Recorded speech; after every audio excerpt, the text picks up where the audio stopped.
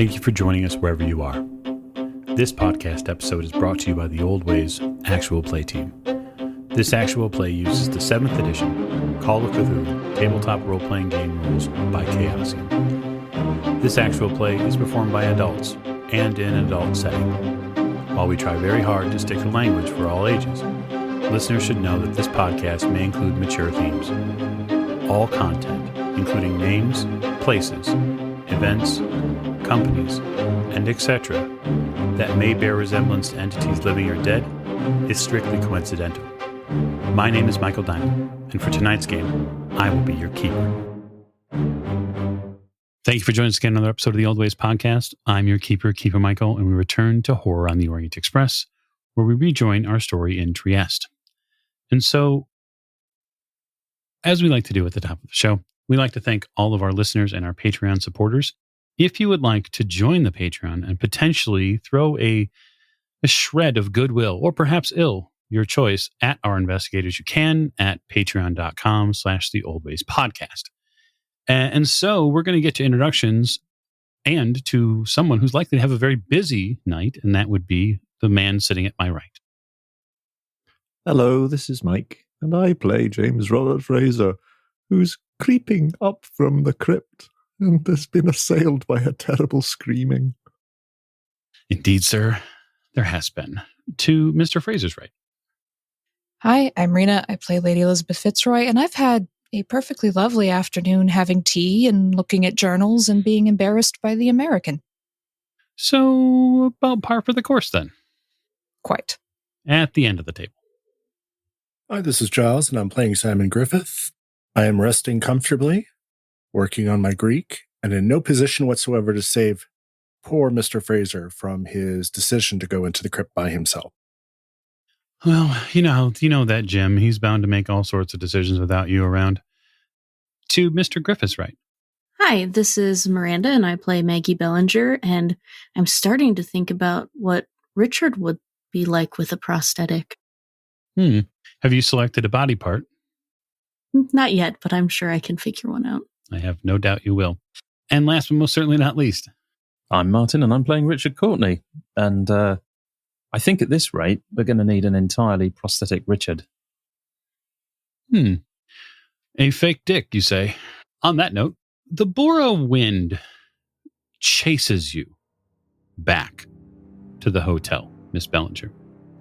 It is in full gale force as you step off the front steps of the Terramona residence and into the streets, and then down the pathway towards the hotel. You have to hold on, literally for dear life, to the ropes and to the assistants along the way.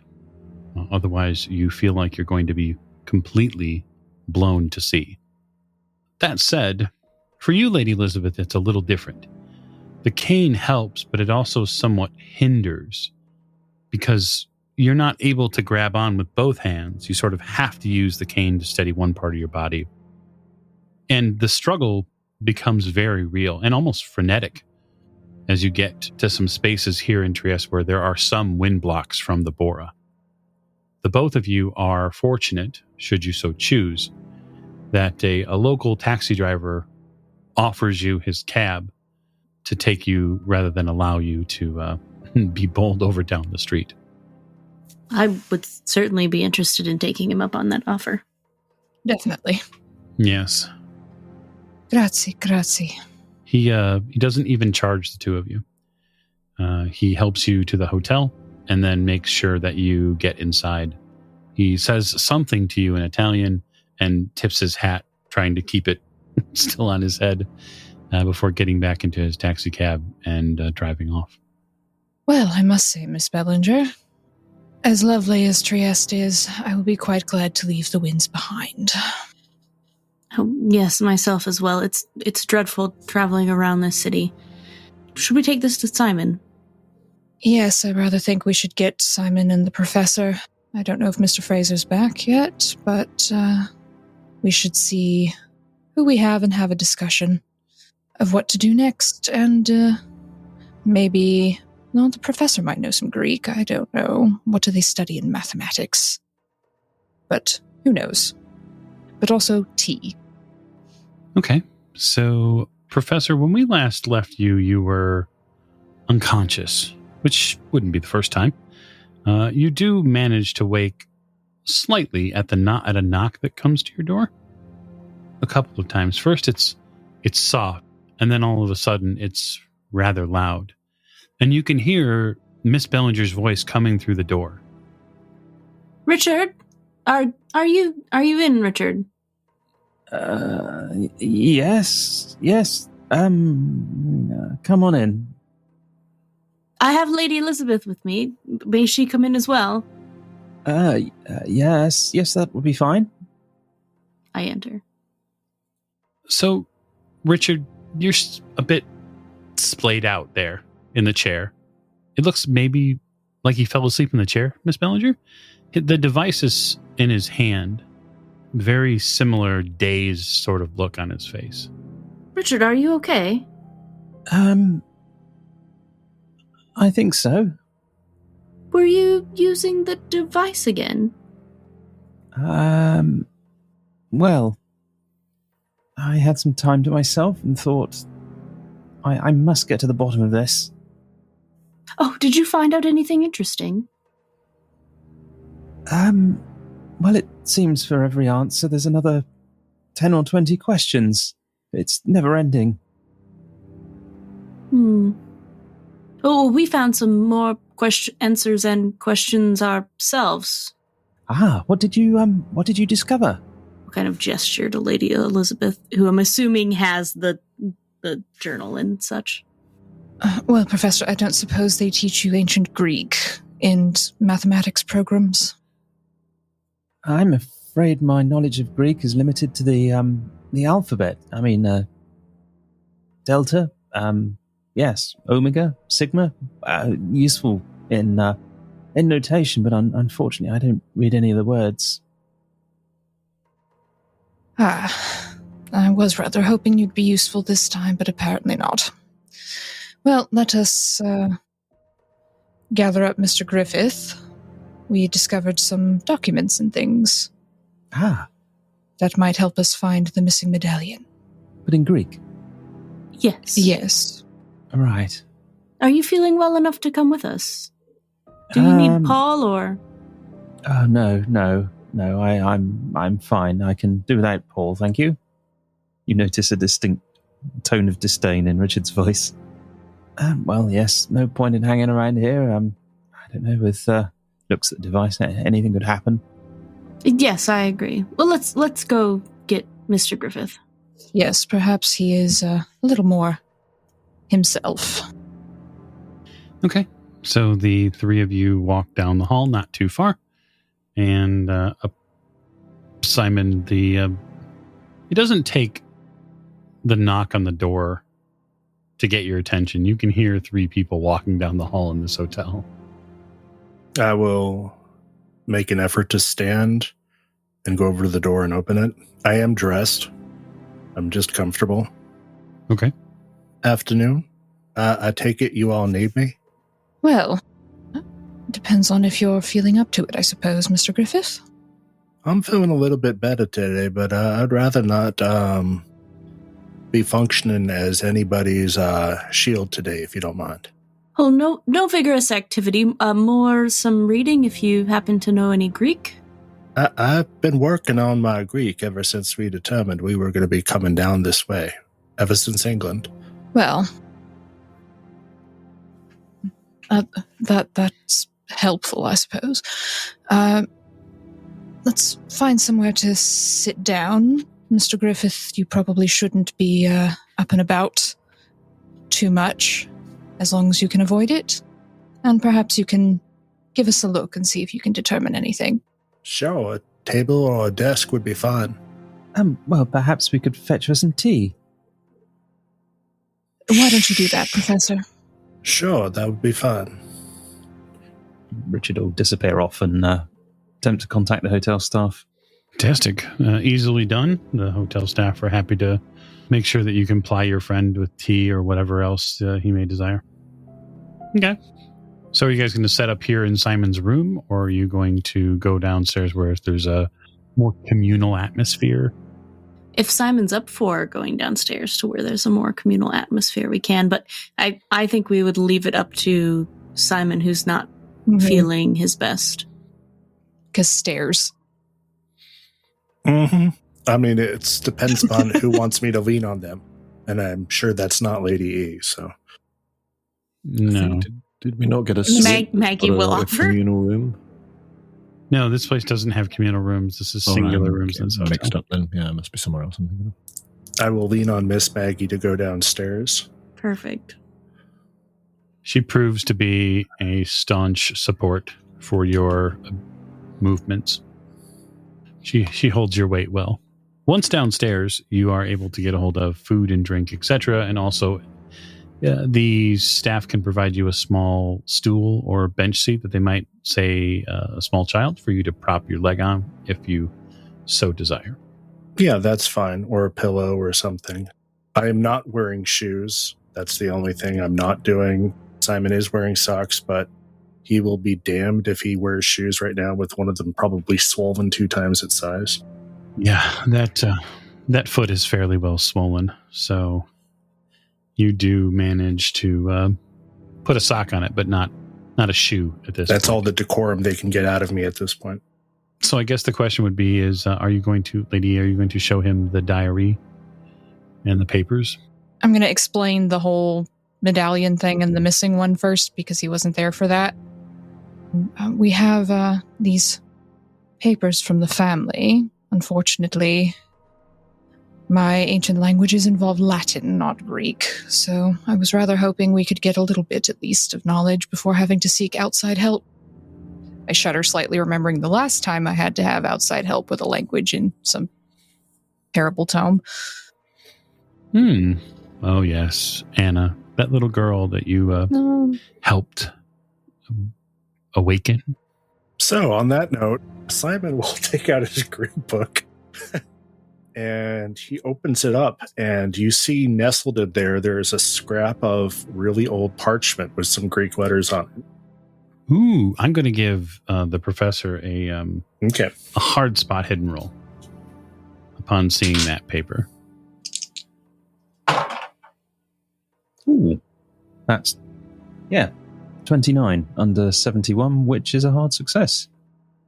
That is Professor Smith's handwriting. Oh, I've seen this before. Where did this come from? From the professor's office when we searched it. Right. I don't recall that. Did you? Did I what? Did you take it from his office?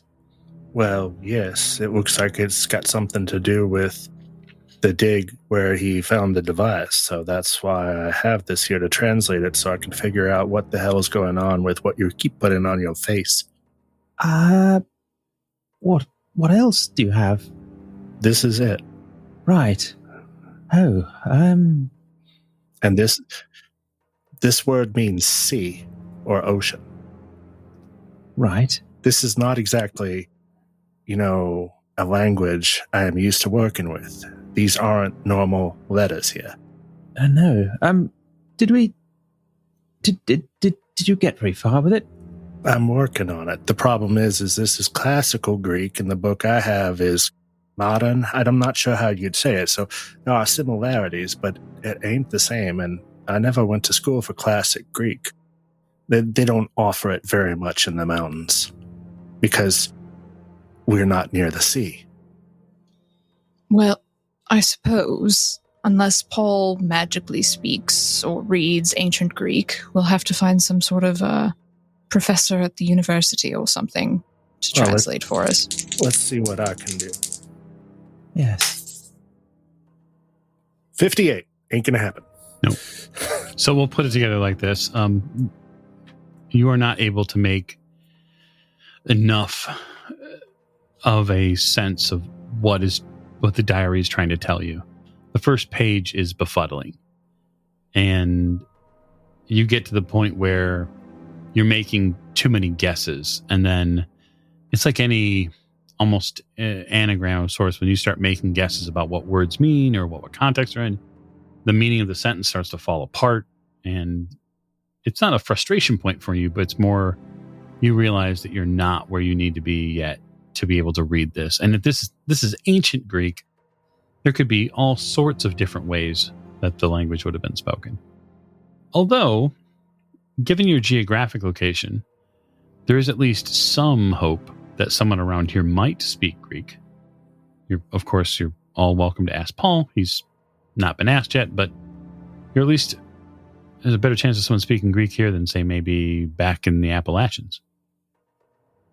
I know we're keen to understand where this came from, but I'm nervous about asking Paul. I mean, he's our physician, but I don't believe we should involve him too much in our other affairs. Why is that?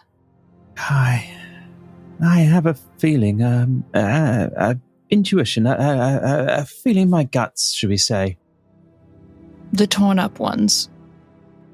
Yes, quite. I think the worm's right, but I don't know. You have a bad feeling about Paul? Yes, he does seem to be involving himself somewhat more integrally within our circles than I anticipated, or frankly, I'm comfortable with. Well, isn't that only when we ask him? I get the impression it isn't. I don't know. It's probably just a little touch of paranoia, but I don't see any reason that he has to harm us. We freed him from that place. Well, we did. He's taken quite good care of us. Well, I think some of his methods are somewhat unorthodox.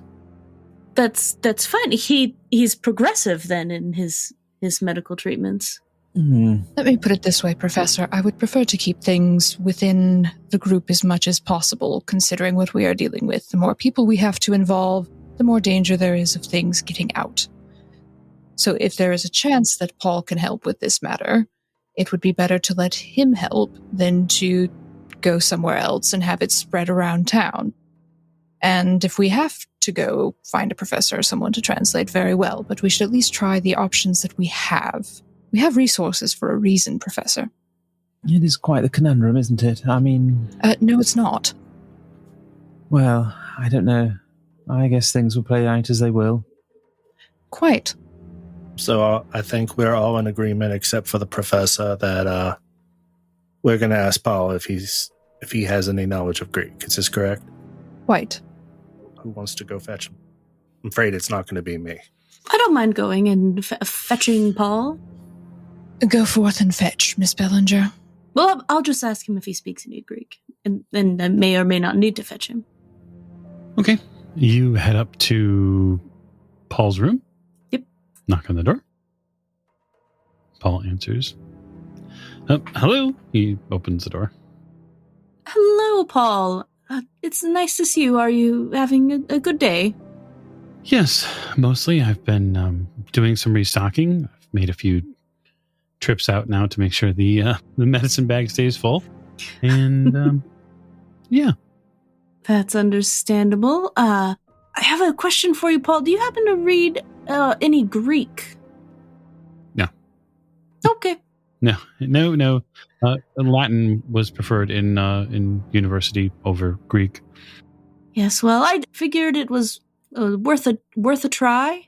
Why do you We ask? figured it was worth a try. We found some documents that relate to the current investigations.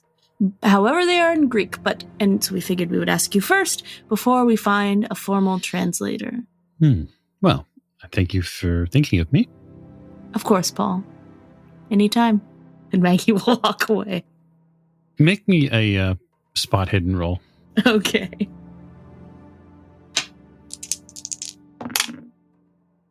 That is a 62 over 41. Okay. You return to the table a few minutes later. Paul says that he does not speak Greek. Or read Greek. Well, that was worth a try anyway. So I suppose we shall have to pay a visit to the university tomorrow.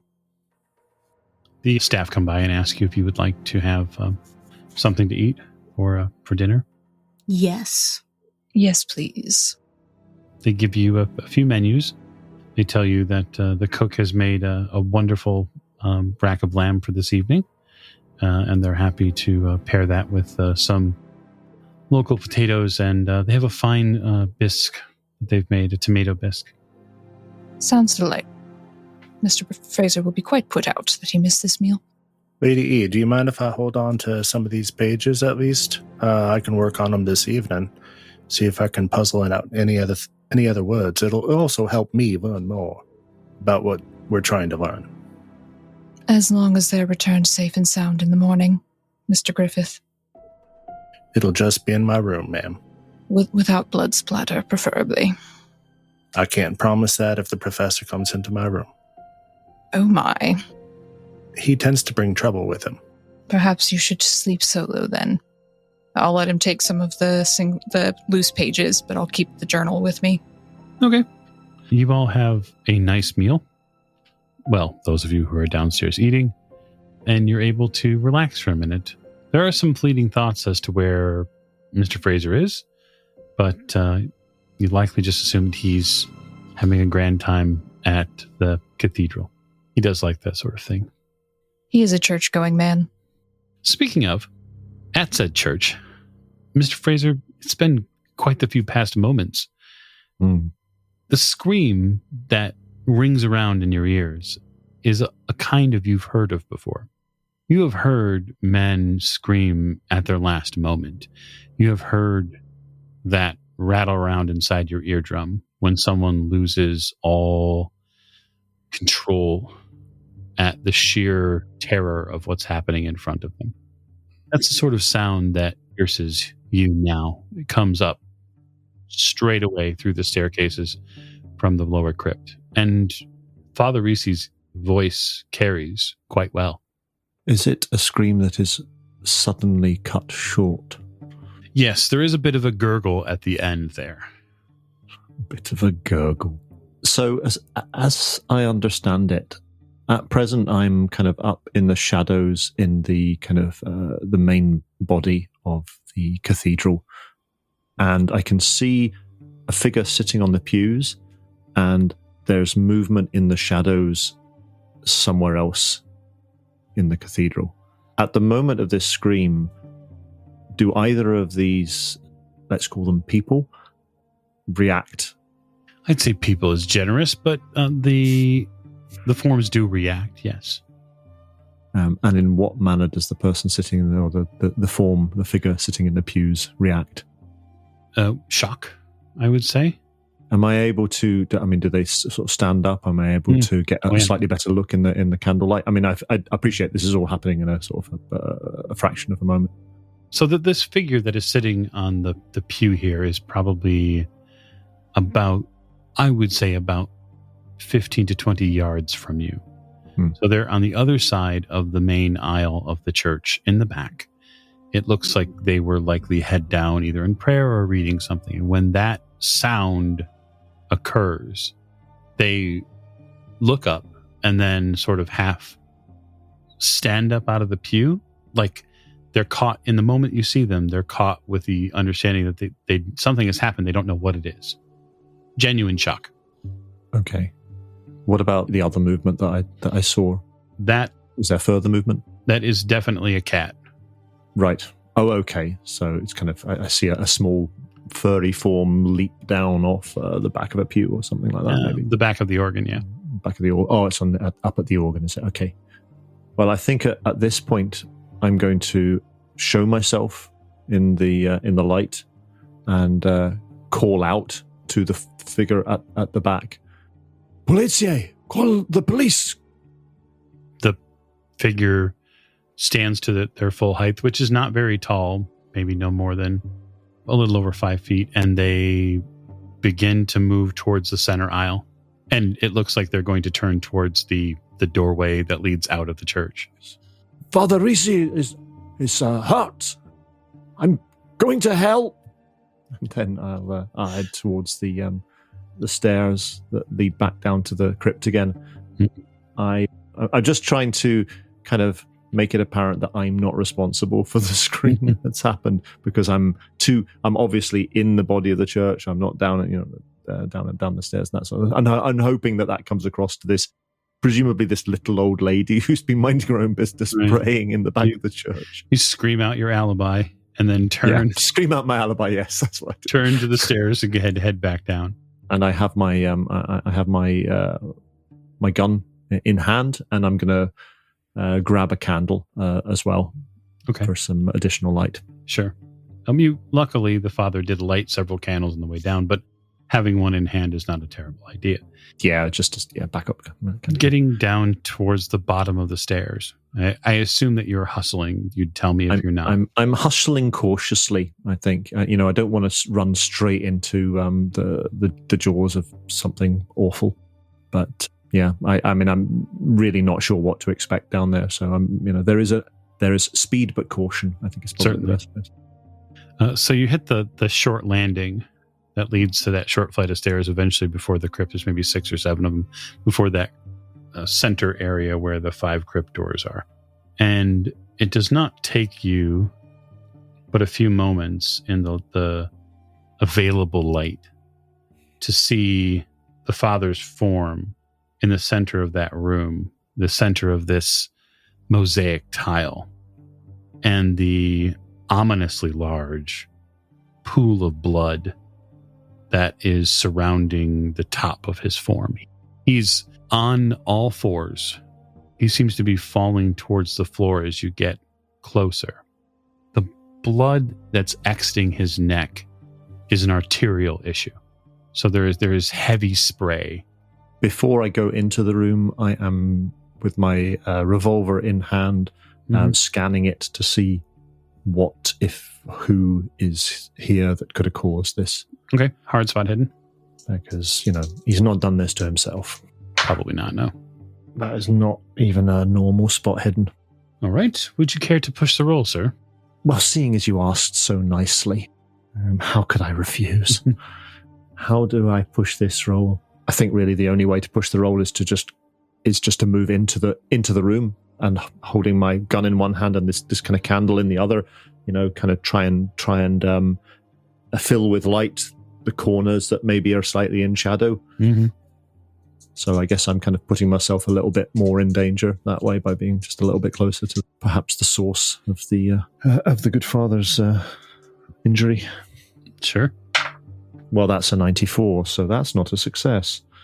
You step forward into the room, putting light where you believe you need it to be to light up the space, because you're trying to light up those dark spaces to make sure that you have the proper sight on things. You feel the first stickiness of that shoe step in the blood, and you react to it because you hear that change, the stickiness of the blood on the marble. The father has collapsed at this point. He coughs, and with each cough, there's this additional spurt from his form. Yeah, I guess so. I've maybe been less cautious than I should have been when entering the room, looking around, holding the candle, pointing the gun, wondering where the hell whoever it is that's caused this has gone. And I'm going to grab the father, and immediately the first thing I'm going to do is see if I can do some first aid on him to staunch the bleeding. Just kind of tear off probably part of his cassock or something might be the easiest thing, and try and just kind of wrap it up and hold it to his neck to kind of prevent this blood from squirting out of it while I try and get him up the stairs and away.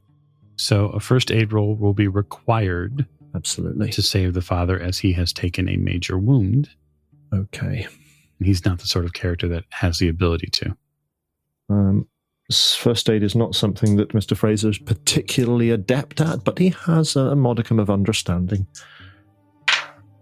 And I rolled 41, which is 1 point under my first aid of 42. Fantastic. So you make a successful first aid roll. Now you're staunching you're sort of taking that fabric and making sure that it stays up near his neck. I just put a tourniquet around his neck. That's probably the best thing to do, isn't it? To do so, though, you'll need both your hands, just so that we're clear. Yeah, so I just blow the candle out, drop it on the floor, quickly stuff my revolver into my pocket and do that. In your ear, you hear, "So you are James." And I whirl round to see who's speaking in my ear. A very elegant French noble. You see him dab his mouth with some sort of silk tie. Don't get up, James. Stay right there. Do I need to make a sanity roll? No, you need to make me a power roll. Oh, right. Oh, okay. Opposed. Yeah. You. Is he looking kind of sturdier and healthier than when I've previously seen him? A bit, yes. There's a nice rose color to his cheeks now. Power roll. That is a failure. Very good. When he says stay right there, you do so. And I'm struggling to resist this. Do I feel it like I want to stay there? I want to do as he says? Or do I feel it like my muscles have kind of seized up and I'm unable to move? Yeah, I think for you especially, this is the latter. This is the I don't want to do this. It's like you're on the wrong end of a Mother May I game. And you're being... so it feels like you would like to move, but Mother isn't letting you, and you haven't asked permission, and she won't give you permission to move. But boy, you'd really like to move. But yeah, that's sort of the feeling. You feel like a trapped rat. Can I try and push this roll? Is this a pushable roll or not? How do we feel about that? It's technically a spell. It's an opposed POW, which he's beaten you on. I'm going to say in this instance, no. Okay. Can I spend luck? I rolled a 62 over my power 55. I would just say as your keeper, it would not be a judicious use of your luck to spend. Okay. All right. I think that's as fair as I could say it. Yep. That's absolutely fine. I will let that stand then. And the absolute frustration and anger flares in his eyes as he's unable to fulfill his own will, and is somehow forced to kowtow to the will of this thing in the shape of a man. He seems to judge you for a moment, just for a moment, and then says, "Why do you struggle? The padre will die." Am I able to speak? You are. You're just not able to stand up just yet. He's not dead yet. Neither are you. What do you want? Well, I wanted dinner. You got in the way. What did you expect? Do you expect me just to stand by? No. I rather like this. This is fun. Bastard. Whatever you are, whoever you are. Your friend, Miss Belanger, I must know. I must know. Why did you stop her from flying? You must know, eh? Learn to live with disappointment. Disappointment? Certainly. A tale I know well. From hundreds of years inside a tomb. He looks around. Why don't you stay right there for a good long while, James? And he's going to attempt to double down on his domination. Okay. Which will afford you another roll. Okay. And I will say, as it is fitting, that the Hand of Fate is going to give you advantage on this roll. I'm not sure what I'm going to do with it if I succeed. Be able to move. Yeah, it's just a normal success. It's a 36 on 35. You are still yet unable to move. You feel his will come like over top of your shoulders now. It feels like a physical force, and you feel the need to sort of sit down on your butt, which is disgraceful. And he takes a couple steps towards you. I have no interest in murdering you here, James. But the father plucks the tourniquet off like a ribbon from a package. The father will pay the price for your visit. Why? Why him? Why now? Oh, he's a member of the faith. Someone I always target. Faith, James. Falsehood. Lies. Lies told by the church for centuries. Someone must pay the price. Someone. What are you? You're not a man. Maybe once you are, but you're not anymore.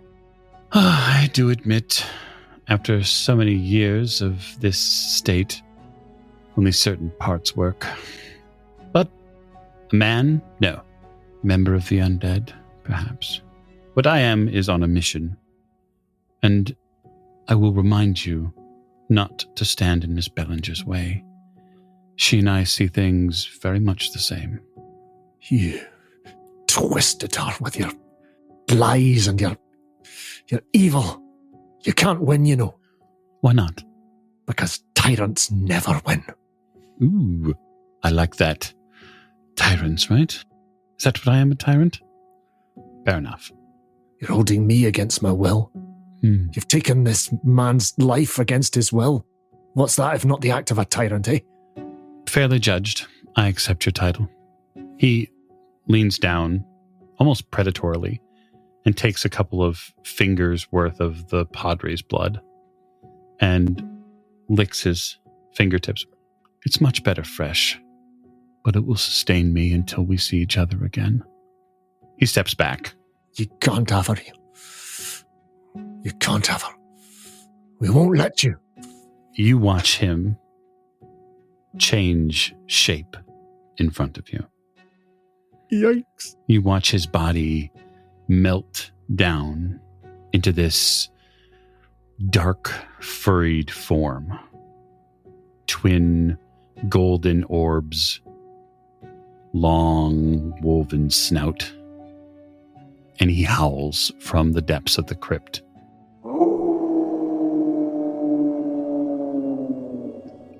You make a sanity roll now. Okay, my sanity's not particularly great at the moment. I rolled a 0-3. Oh, fantastic. All right. You watch it. I will take 1 point of sanity from you in this regard. I would expect no less. I think that is reasonable. You watch as this form changes and shifts in front of you, and the howl echoes around the inside of this crypt. But what you do not do is lose your resolve to end this tyrant. Maybe not here, maybe not now, but you resolve that, and you watch as the form, this massive wolf, hustles back up the stairs and out of sight. And I'll leave you there for just a moment. Back at the hotel, you guys are finishing up dinner. The group is finishing up dinner. I don't know if anybody has taken an opportunity to imbibe beer, spirits, etc. But as long as the party is mostly in their right senses, there is a point near the end of the meal after night has fallen that you hear an animal sound, like a far-off howl. And the locals, the people working the front desk, stop at the moment it happens, and they look around. It differs from the sound the Bora makes. That howling you've gotten used to. This is something different. And for you, Miss Bellinger, specifically, you feel like a bodily rush when it happens. It's, I think alluring is the wrong word, but it is exciting. Tingly? Yeah. Oh, did everyone else hear that? Strange noises on the wind tonight. Wonder if there's werewolves in Italy. Speaking of strange noises and that, where's Fraser? He went to the church. Should be back by now, though. Yes, I'm worried. Lady E, are you yet? Lady is never worried at dinner time. It upsets the digestion. I'm sure he can handle himself anyways. Professor, go get my suitcase, please. A slightly bloodied Richard gets up and... Yes, okay, whereabouts is it? Walk me up to my room, and then we gotta go pay a visit to the church. Make sure I gotta put on a coat, and I suggest you do too. Oh, right, okay, I'm coming with you, am I? Do you want one of the ladies to come out with me at night because you can't? No, I take your point. The two of you get prepared. You grab a suitcase. Oh, I grab the suitcase. Yes. So you're taking the whole suitcase? just the Thompson suitcase. Right. But remember, the Thompson breaks down and sits in the bottom of it. So your choices are take it in a suitcase to hold it, or put it together and put like a coat over it. It's not impossible to hide. You would just need the big bulky coat to put it in and hold on to. That's probably the easier way to do it. Tell you what, I will assemble it except for the ammo drum, which bulks it out. That way it'll still be mostly flat under the coat, and I'll hang the ammo drum. I'll stick it in one of the pockets. So for you, Professor Courtney, watching him put this thing together is terrifying, because you've heard stories of what a trench gun does, and the mathematics alone frighten you. Do you think we're going to need this? Professor, the last time I went anywhere with you, I got the shit shot out of me. This has happened before. This time I am not going underarmed. Now help me walk up to the church. Right, okay. I suppose you could use it as a bit of a walking stick. Maybe I could carry that thing with the ammunition in it. You all in the hotel start to hear bells. Yeah, like police bells. Well, that can't bode well. Yes, I do suppose Mr. Fraser is involved in something, then we should better hurry. Is it a bad thing that we hear police automatically assume that one of us was involved in something? Well, my concern is we hear police in Italy, and that usually means black shirts, and Mr. Fraser's not back yet. None of this bodes well. Let's get moving. Lady E, if you need to stay here, I understand, but this is your man. I would not stand in your way at all. Miss Maggie, Professor, whoever has the cojones to come with me. I'll come with you. To be clear, Lady Elizabeth, you're not sure what cojones are. In context clues, though. I'm just looking at him slightly confused. Because even in context, I don't think I would know that, because that's not the kind of language that's used around No, of course not. a lady. So, is that some sort of gun? Drink? Cognac? I've never heard of that brand. Anyway.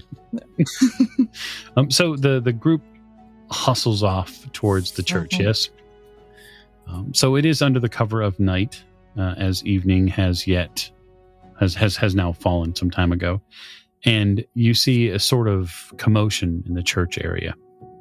There are several vehicles. There are also several men with torches dressed in black that are coming towards this rather old church that is not terribly far from where you're staying, actually.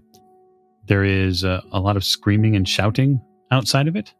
In the depths of said church, you have the unfortunate duty to watch a member of the clergy pass in front of you. The tourniquet you'd placed on him was perfectly fine for the moment. You had staunched the bleeding at the very least, but without anything to staunch the bleeding proper, though, there is no way for him to be saved. Yeah. Can I actually move at all? Or does that kind of pass after a few minutes? Or? It does. So about a minute or so, or maybe less, but not to be too technical as far as the time frame. Once the Comte has left the building, the effects of what he does leave with him. They sort of float away, and so you get control of yourself. And after a few moments. At that point, has the priest breathed his last? He has, yes. Okay, well, in that case, I am going to pick him up in my arms, like holding him like a baby, I suppose, and struggling up the stairs. Sorry, Simon, I'm going to have to leave your walking stick behind. I am going to, one step at a time, take him back up into the body of the cathedral proper. You do so. And I'm kind of guessing that by the time I do this, the police might have arrived, or at least be on their way. You are greeted sort of mid-aisle near the front of the church, where it makes a cross between some of the other places where there are artwork or hallways. Right there in the front of the church, as you're holding the priest, covered, of course, in his blood, the 4 or 5 members of the local constabulary black shirts arrive, hustling in, and they very quickly tell you to get down. Mm-hmm. I will accede to their demands without any quibbling or anything like that. I'm well aware of how this looks. Yes. So they very quickly put you in handcuffs, and they give as much concern to the priest.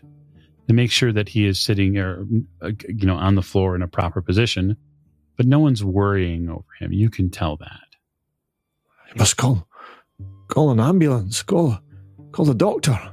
There's a lot of shouting in Italian. Quite a bit of it. I don't understand. I don't speak Italian. I'm sorry. You see two things. Permesso, I think. You see the figure, you believe the woman who is in the far end of the church, at the doors. And once she sees you in handcuffs, you see her trying to get deeper into the church, but being held back by police. Please. And she's shouting something in Italian. Please let the lady through, please. She saw. I don't speak Italian. I can't. There's nobody speak English here. You don't get any response from the black shirts except that they roll you over onto your stomach to make it even harder for you to see what the hell's going on. Please just listen to the lady she saw. So the group arrives a little later to the church. You have to make your way up through a few streets, past some cars, which is not easy to do. Simon, you pick up the sound of police action ahead. That may change some of the things that you choose to do.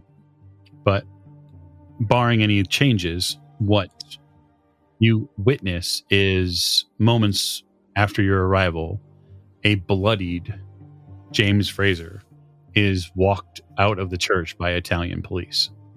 I mean, he's covered in his clothes. His face has blood on it. And you watch the Italian police begin to walk him towards a police car. Do I happen to see any of them, Simon? Oh, yeah. A crowd is gathering.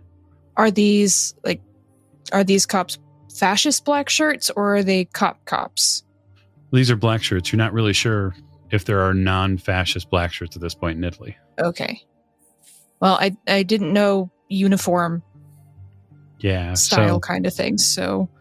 What has happened in most major cities within Italy at this point is that the police unions have been taken over. They've been sacked and basically all the people all of the major police forces are now under Mussolini's control. And so they wear the same black uniform. Okay, got it. I think if I manage to catch Simon's eye, probably Simon, I'll just kind of look at him and just shake my head a little bit. Try and get across to him that don't interfere, don't get yourselves into this mess. Do you want me to make a spot hidden? Yeah, sure. 70. Don't see it. Sorry. Yeah, no, you don't pick up on the cues of him telling you to not do something. So I guess for your knowledge, Simon, there are probably about 8 policemen here, 2 or 3 different vehicles. All the policemen are armed, just so you're aware. 2 or 3 of them are moving Fraser toward a vehicle to put him in the back of. Simon, what are we going to do?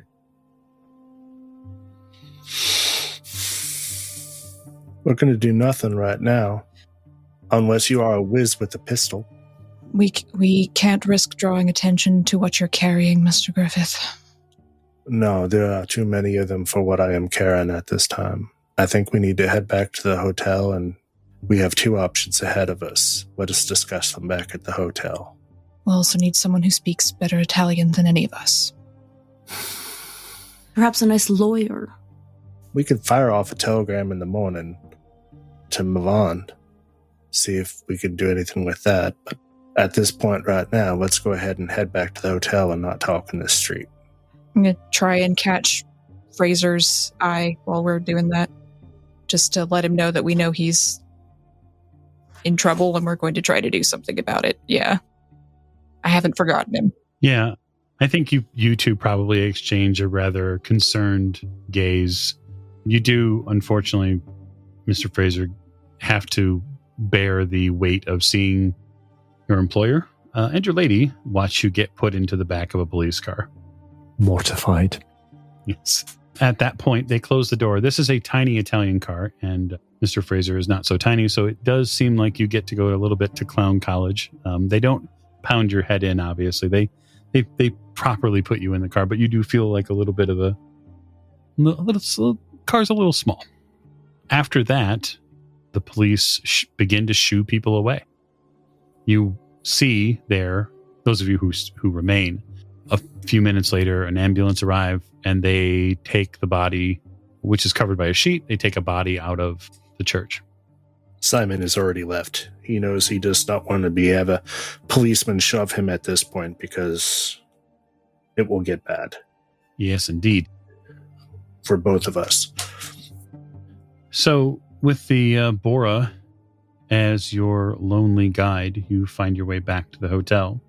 Now down one member of your party as he lands firmly in an Italian jail cell, which I think is a fortuitous way to end. So thank you so much for joining us on this episode of Horror on the Orient Express. We look forward to catching up with you soon. And who knows what might befall Mr. Fraser in jail? Only time will tell. Thank you and good night.